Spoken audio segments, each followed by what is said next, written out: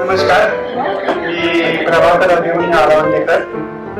मी 8वी ते 10वी वर्गात होतो, बरोबर ना? म्हणजे माझ्याबरोबर कोण होते ते फक्त थोडेच सध्या दिसतात. मी सध्या आरोग्य सेवा आयुक्तालय मध्ये प्रशासकीय अधिकारी म्हणून कार्यरत आहे.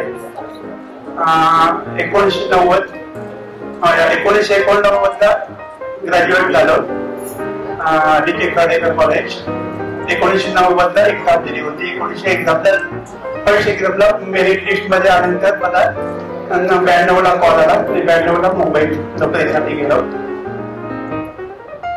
आणि काय शाळेतली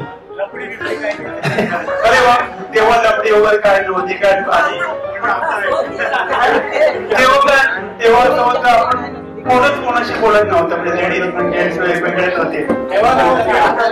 आता काही बोल, आता कसं आपण म्हणजे एकदम आता आपलं कसं एकदम ब्रॉड हे झालं पुढे. तेव्हा कसं नॅरो माइंडेड होतं. आपण बरेच लोकांशी मिक्स होतो मध्ये किंवा बाकी खूप लेडीज असतात. माझ्या अंडर पण म्हणजे माझ्या सेक्शनला जवळपास 25-30 लेडीज काम करतात.